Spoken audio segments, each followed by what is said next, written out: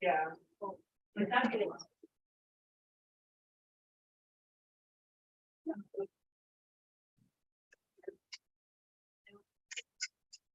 Okay. So this week we're going to be talking about fruit. Before we get started, just a comment on your practical. I'm sure you're all, sitting on pins and needles. Those are all graded. They look fine. The reason those grades aren't up yet is I am considering curving it just a little bit. So those will be up this evening after I play a little with Matt. Nobody got 100%, basically, is what I'm saying. So we'll take a look at that. All right. So this week we are moving from flowers to fruit. So on Thursday, we will be having snack time for pretty much our entire lab, which is exciting for me. Don't come too hungry, but you can come a little hungry if you want. Okay. So before we get started, anybody want to tell me what you think a fruit is or what a vegetable is?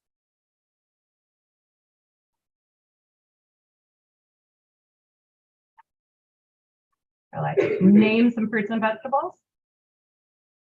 Let's name some fruits. Call out some fruits. Oranges. Okay. What else we got for fruits? Strawberries. Cool. I know you can all do this, right? All right. What else? How about some vegetables? Any vegetables? Did anybody eat any vegetables today yet?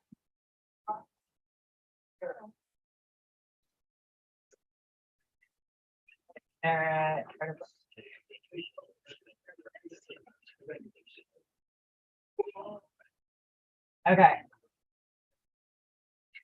So when we're thinking about fruits and vegetables, right, in our daily lives, we have like culinary definitions of them, right? How we use them, when we cook them, what kind of dishes we put them in. And there we usually separate things out by like it's something kind of sour or sweet, and we tend to call those fruits. Or does something go better with salty stuff? We tend to call those vegetables. But those are just cooking definitions. They're not actually botanical definitions of fruits and vegetables. So today we're thinking about what botanically is a fruit. Okay, so everything listed in our fruits are real botanical fruits. But at least one of these over here in our vegetable list, botanically, is a fruit. And these two are not. So looking at these, what are things that oranges, strawberries, and cucumbers have in common, but carrots and broccoli don't? Yeah, exactly, seeds. All right, so when we're thinking about fruits, we're going to be thinking about parts of the plant that encase the seed, whereas vegetable isn't really a botanical term, but that would be any other plant part, right? Like a carrot is a tuber, so related to those roots. Broccoli is actually a flower. So if you have a plant part that is not made up of that seed-containing part, we would consider those maybe vegetables from a botanical perspective. Okay. So recap from when we were talking about our flowers, because now we're going to think a little bit more about this life cycle of our plant. Okay. So we know that our angiosperms are flowering plants. We know what a flower is. We've labeled some of its parts. So we know we have both female and male parts in flowers. All right. So critically, we have an ovary with ovules in it attached to our style and stigma. Those are our female parts, our gynoecium. Okay. And for our male parts, we have a filament up to the anther. This whole structure, our androecium. Okay. So this might be referred to as our stamen as a group. Okay. So when we're thinking about fruits, we're going to be thinking about fertilization of the ovules within the ovary and then growth of fleshy parts around it. Okay. So characteristic of angiosperm reproduction, that's kind of weird because it includes this thing called double fertilization. So in double fertilization, on this male pathway, so we're going to go to the right here, we see that the anther has the pollen. So those pollen grains are basically mother cells for our eventual sperm. So we have a microspore, undergoes meiosis, splitting out into our gametes. So here we go from 2N to 1N, right? So we're going from diploid to haploid, doing our multiple splits essentially of our cell.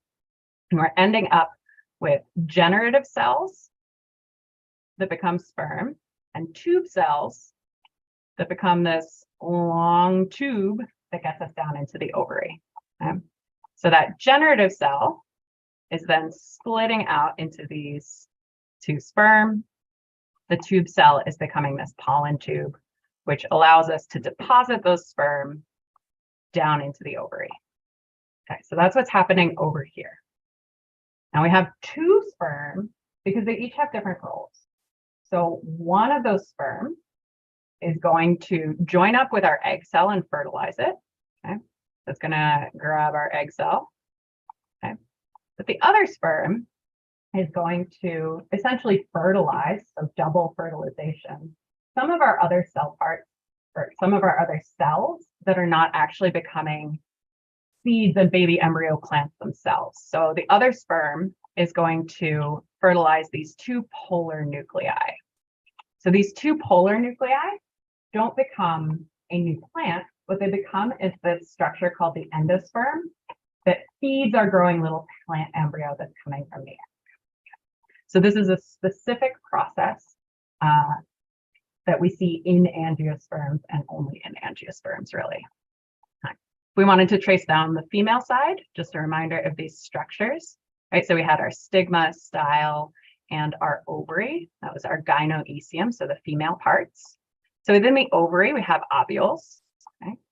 So those ovules or macrospores divide a number of times. We have meiosis happening, so we're going from diploid to haploid, 2N to just 1N.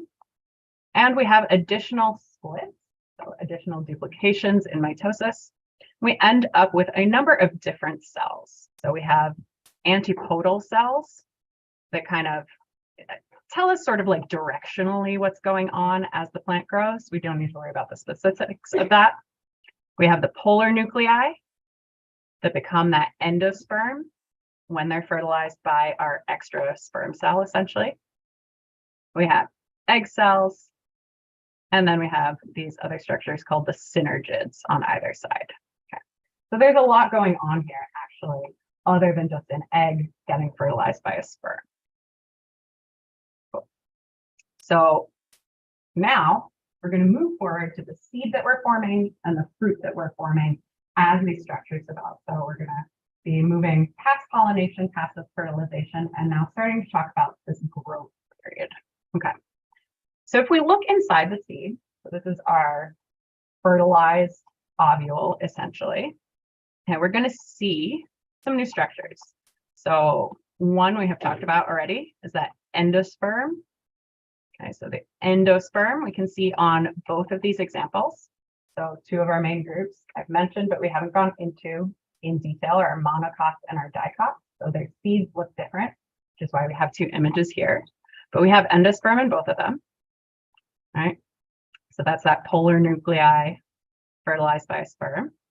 So you can see how they're surrounding essentially the baby plant. So our little plant embryo here has an embryonic leaf called a cotyledon. Okay, and we also have true leaf form eventually. So this is why when we see seeds sprout or germinate initially, they often have really basic little looking leaves that don't look like their adult form. That's because what you're looking at first are the cotyledon. Okay. So in a dicot, you see two, dicotyledon. In a monocot, you just see one. Good examples, typical examples are like corn and beans. So endosperm, where we start, okay, that was one of our points where we had that fertilization. And then this whole sort of structure is our embryonic plant forming. All of this is surrounded by the seed coat, protecting it. So that's number 2 on both of these images. So we have basically a hard shell that's formed from a little bit of part of the ovary, basically. So we have some stored food reserves here in the seed as the plant starts to germinate, starts to sprout, because it's not going to be able to photosynthesize when it's like still under the dirt, right? But it's still going to need energy to send up that first shoot. So here we see just another image of how these things pair up.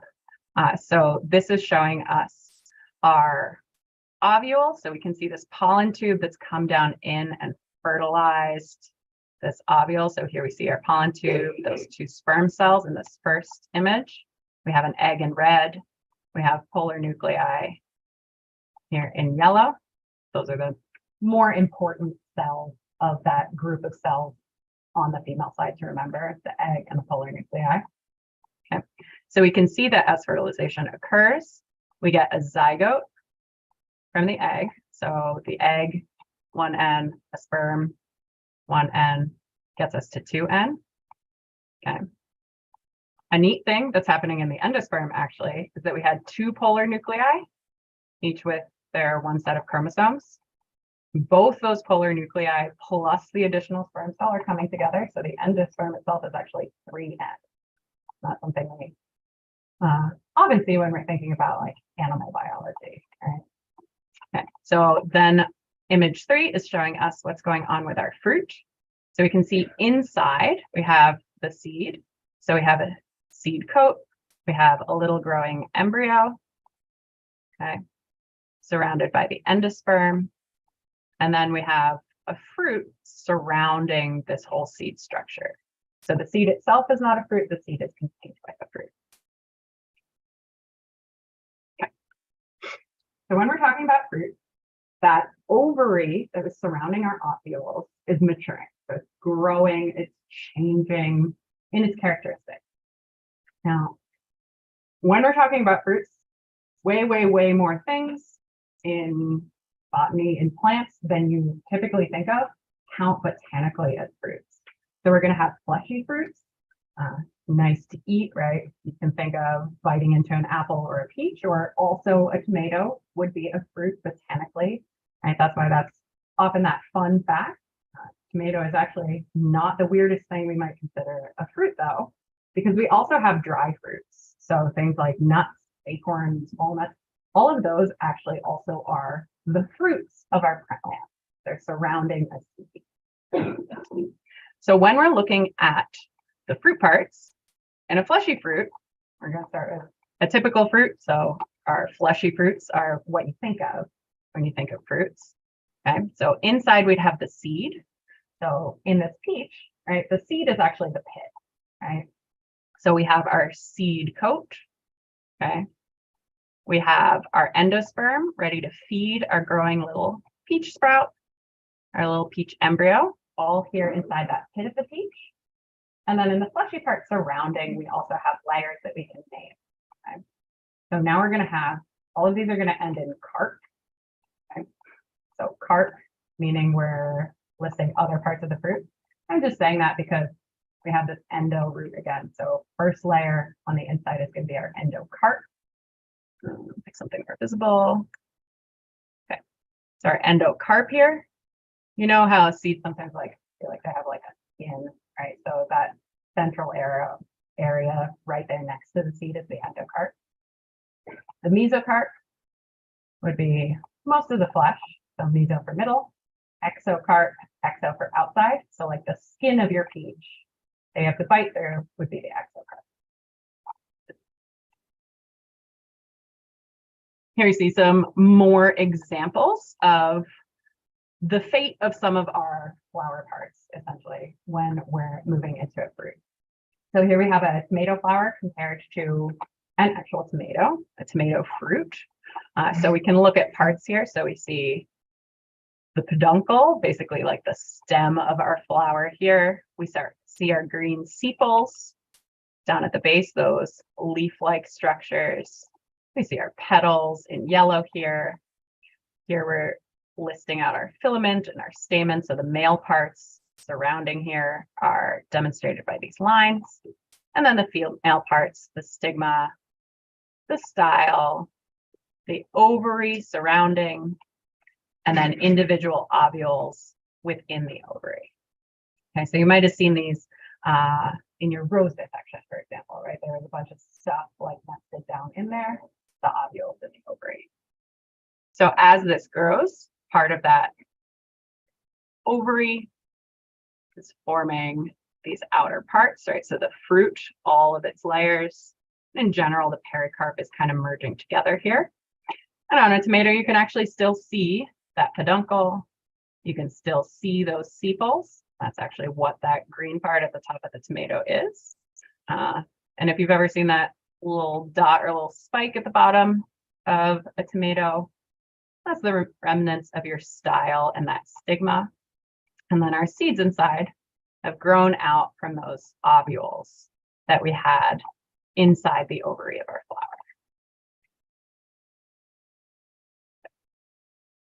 Now, some fruits that we don't think of as fruits also are going to have these parts. So I picked out a walnut for us because I think that's kind of weird that we consider that a fruit, at least from our daily life, right? So here we see a walnut, that seed inside its mature ovary. So the mature ovary would be like the green part that you may see if you're walking in the woods. Smells really nice, but stains your hands black, right? So that fleshy part along the outside, often pretty dense, right? Is that mature ovary making this our fruit. So here inside, we see the endocarp, we see the mesocarp, and then that skin on the outside, the exocarp. And here we see the seed itself inside, okay? Or in an apple, again, we can see all these parts, right? We see the seeds, we have our exocarp on the outside, we have mesocarp, we have endocarp, and on an apple, we can still see, again, remnants of the peduncle as this stalk, and it's actually pretty cool. On the base of an apple, we can actually still see the stamen in addition to the calyx. Okay, so if you look at the bottom of an apple, you can still see some of those flower parts remaining.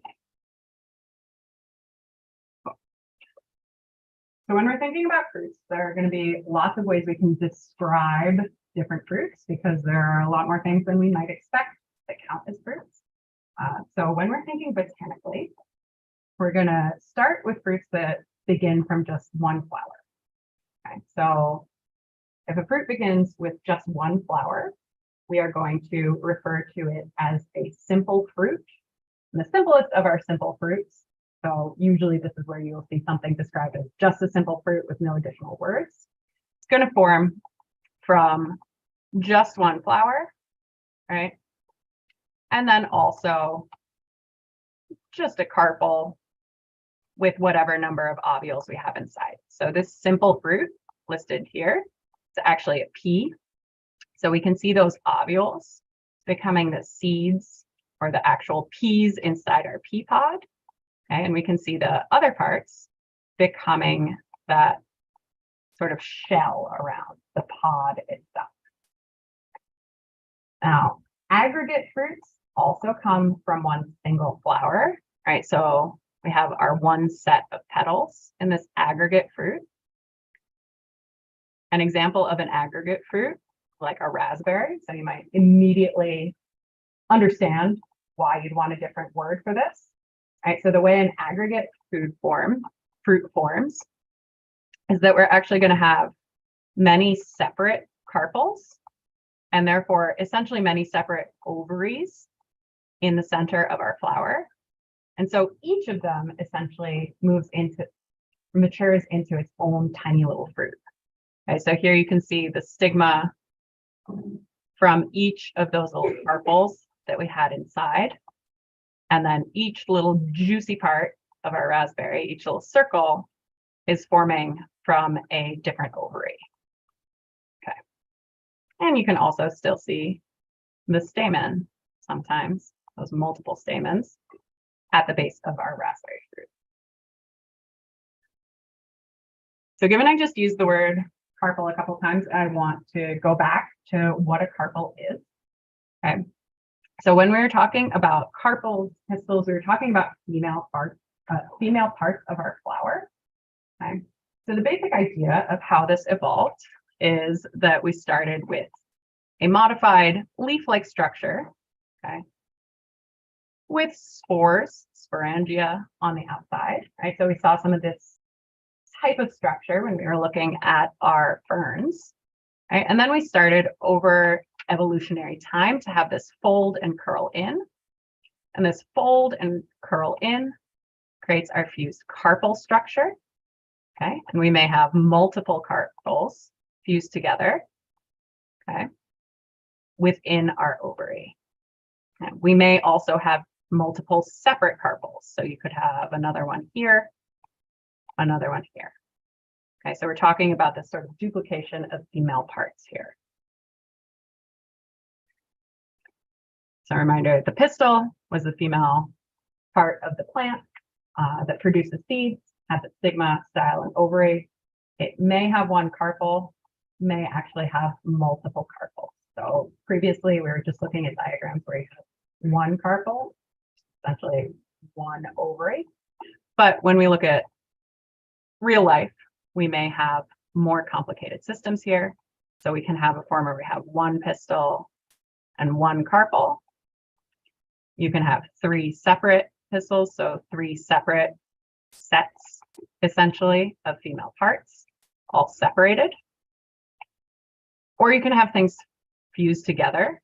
So you can have essentially what would have been individual pistils all formed together, blob together here into a sort of compound pistil.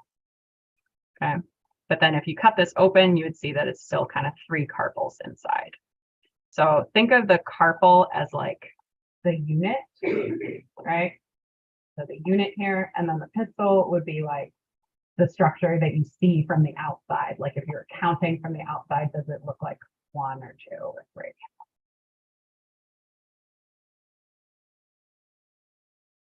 So we have words for these when we're looking at flowers.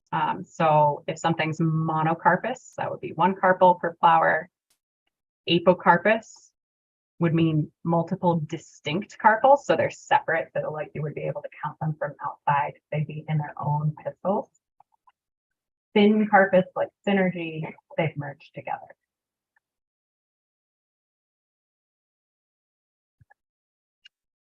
So here's some more examples of simple fruits versus aggregate fruits, so we can see sort of how that's produced. So here we see our single carpel, single pistil, single ovary here in the center of our flower, becoming just a simple fruit with one fleshy outside, one set of little seeds based on how many ovules there were.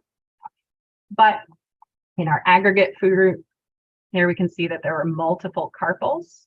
So we have one here, we have one here, we have one here. So essentially we have multiple ovaries as well. Each of them has their own ovules inside. So this is how we form an aggregate fruit. And here we see those flowers drawn out. So here we can see what a pistil looks like, just one. That's that green part in the center. And here we can see that our blackberry actually has many pistils that we could see. These are not our only types of fruits. So we also have fruits that form from multiple different flowers. And we have a kind of add-on category of fruits where the fleshy part is made from something that actually isn't the ovary. So that's kind of like an exception to how this formation is happening. So in multiple fruits, we have a cluster of flowers forming a single fruit together as they kind of merge together. So this is different than our aggregate fruits, right? Because the aggregate fruit was still one flower, just had multiple pistils, multiple carpels here. But in our multiple fruit, we actually have physically multiple flowers. So this is like when we were looking at inflorescences on our flower lab, that's where this would be forming from. So a pineapple is an example of something where we'd have multiple flowers, all kind of like cone-like structure, and then they form one single pineapple fruit, each segment forming from one flower. So that would be a multiple fruit. It's all just kind of merged together. And then an accessory fruit we can see in this example of an apple, the fleshy part of the fruit that we think of as the fruit of the apple is actually not formed from the ovary itself. So in our apple, the ovary is here within the receptacle. Okay, so basically like a cup kind of holding the ovary. And most of the quote unquote fruit of the apple is made up of that receptacle swelling larger rather than the ovary swelling larger. So the ovary has still matured and expanded kind of in the center of the apple, but most of the part that you eat is actually the receptacle. So that's what we call an accessory fruit, because it's like accessory parts, extra parts formed part of this fruit. The strawberry is actually also an example of an accessory fruit. So here we can see, again, the receptacle is often what's forming this fleshy part in our accessory fruits. So that's what forms the red flesh. But when you zoom in on a strawberry, right, you see all those individual seeds. Those individual quote unquote seeds, right, are actually individual fruits, right? So technically, each of these little dots on our strawberry is an individual fruit. Okay? The part that we eat is really just the enlarged receptacle. So here we can see our pistils inside, and those are forming these fruits on the outside. It's pretty cool. If you grab a strawberry, you can also see a lot of those flower parts left. Okay, so you can see the sepal as our green part. Okay. You can see the stamen made up of the filament and anther remaining kind of on that little hat of the strawberry as well. So those are mainly ways that we describe our fleshy fruit. So we're also going to look at dry fruit. So the difference is pretty much in the name, right? A fleshy fruit is going to have a soft, juicy part for you to eat. The dry fruit, really not. You're not going to have that kind of pulp structure. You're essentially just going to have a structure that looks pretty much like a additional shell kind of around the outside. So a pea pod is a good example of, for example, a dry fruit. When we talk about dry fruit, the way we usually divide them is whether they are dehiscent or indehiscent. So I look at this word and I think like desiccate, like to become dry. What happens in a dehiscent fruit is when it matures, it splits open and releases those seeds. In an indehiscent fruit, that doesn't happen. So like a wheat grain or a hazelnut kind of just stays in that shape forever until that seed is ready to sprout. Okay.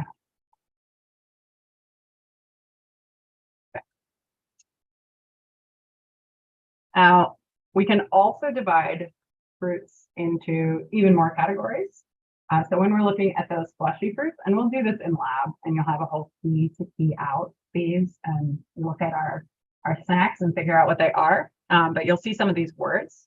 So we're going to have berries, hesperidium, pepos, drupes, palms.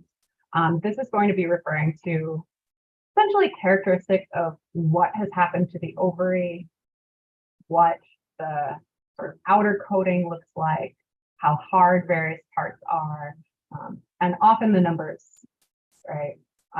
Really easy to identify actual fruit or drupes or our stone fruits where we have a single hard stony pit.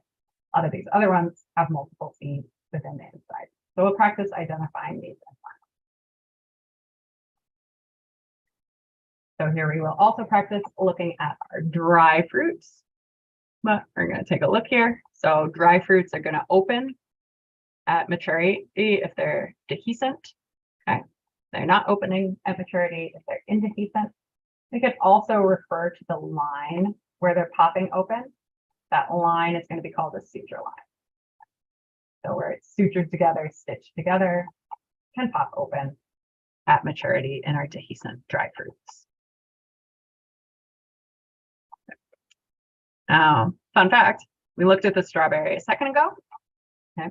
But the fruits of the strawberry, actually, if we're thinking in botanical terms, we might consider dry fruits. So each of those individual seed-like structures is actually a dry fruit called an achene, okay? Which structure looks kind of like this. You have this little seed and this little kind of spike going off of it. So those are the individual fruits of the strawberry with that fleshy receptacle then expanding around. Okay. Now finally, we're going to look inside our fruit. Okay. So what we're doing, we're looking inside the ovary. Okay. Within the ovary, we had our ovules, right? So we had our stigma, our style, our ovary. Okay. And then we have ovules inside. Okay. So these ovules are going to differ in how they're positioned relative to like the walls of the ovary and to each other. So when we look at fruits, we'll often talk about their placentation as well.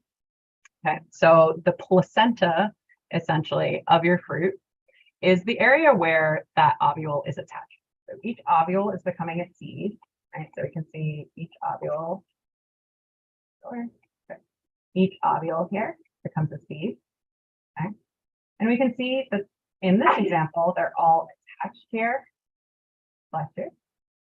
in the center, right? So they're attached here to this wall in the center, really because this is formed of two carpels that have merged together. So we can see this structure here. Okay. So our ovules are not always going to be attaching to the center area. There are multiple different ways they can attach. So if we slice open a fruit, we can look at the seeds, look at how they've arranged themselves. And this is one of the ways we're going to describe what's going on in a fruit. We'll also describe the space around those seeds. So the empty space around it essentially is the locule. And this may fill in our fruits, but what we're looking at is just the space around the seed. Okay. And when we see dividing walls in our mature fruit, we are often going to refer to them as septa. Septa just means a wall. So our simple way, one ovule, one carpel, forming one seed, one locule, so one set of empty space with our flesh of the ovary around it. But we can have multiple fused carpels, we can have multiple ovules, we can even have more walls than this in our mature fruit.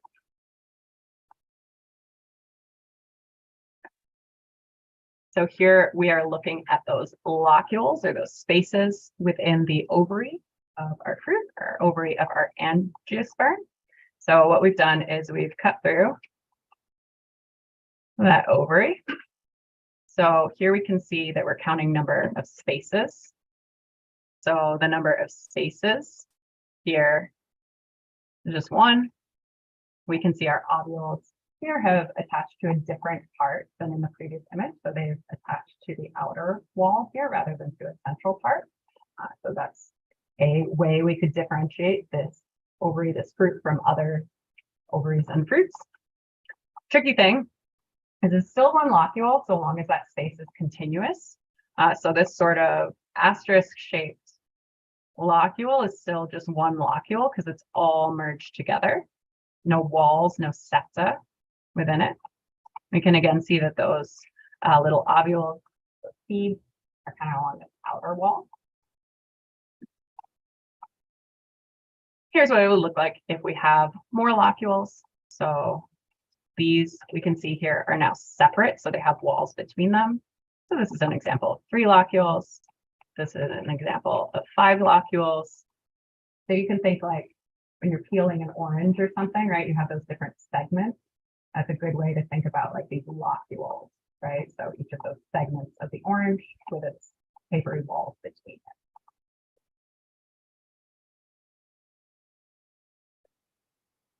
So looking at the placentation, that seed attachment, okay? Seed attachment pattern, we're going to refer to, which line will we do? Okay. We'll actually start with this bottom line, right? So we can refer to top, bottom, middle essentially of seed attachment. So basal, this means at the bottom, right? So we have basal placentation here when we have the seed longitudinally cut. So we've cut like a long ways through our ovary to get this image. To get the other image, we cut like crossways to get that one. Okay. So you can see in this lengthwise cut, we have this seed forming at the bottom. So that would be basal placentation. We might have multiple seeds there, still basal. At the top, we call that apical. Okay. And when we start to think about the wall, okay, we're mainly going to be thinking about that cut. See where I thought. Okay, so we're going to be looking a lot at this transverse cut, this like sideways cut, to look at whether we're attaching to like a central axis, whether we're attaching to walls, or whether attaching kind of to an edge. Okay, so in marginal placentation, margin means like the edge of something. So you can see these seeds all forming in like a single line, kind of down the side. Okay, so you might think like kind of like our pea pod. Okay. If they have a central axis, this would be axial placentation or axillary placentation. So you can see them attaching there. They're attaching kind of around our outer wall. Another word for wall, essentially, wall-like is parietal. So here we can see the difference between the marginal and the parietal. It's just like in the marginal, it was down just like one piece of that outer wall. Here we can see in the parietal placentation, we're at multiple parts of the wall. Okay. And then we can look at something that looks a little bit like this axial placentation, but the difference here is we're not seeing those multiple septa, multiple locules within our fruit. We just have that one locule with this one central axis coming up in the center. So we would refer to this as free central placentation, okay? Because we have our seeds just attached to this free axis in the center.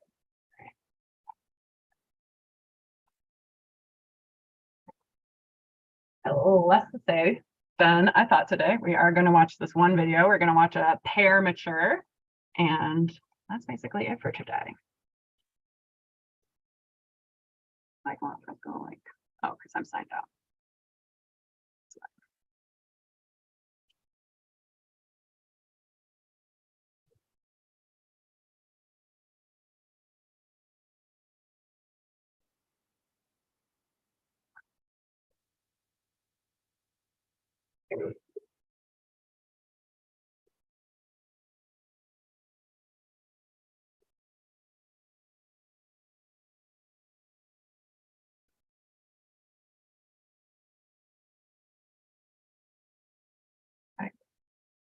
So here we see our buds coming out, or flowers. We see our nice petals opening. Here we see those male parts, the stamens popping out, and we see them opening up so that we see the pollen on that anther. And we can see those carpels, those pistils, those female parts in the center. Pretty.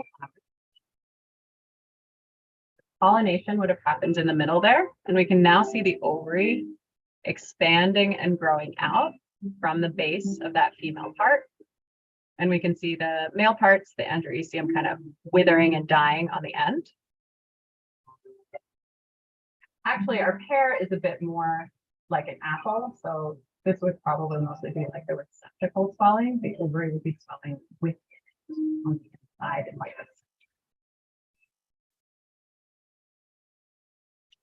And there we have a pear. Okay. Questions about fruit or any favorite fruit requests for me to bring on Thursday? That would be fun. Anybody got a favorite fruit? All right, that on my tapping list. Peaches? Did I hear that? Okay. strawberries.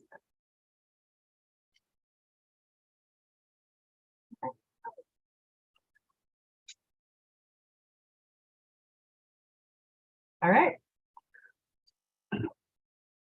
We will clearly have more than that, but I will make sure those are included.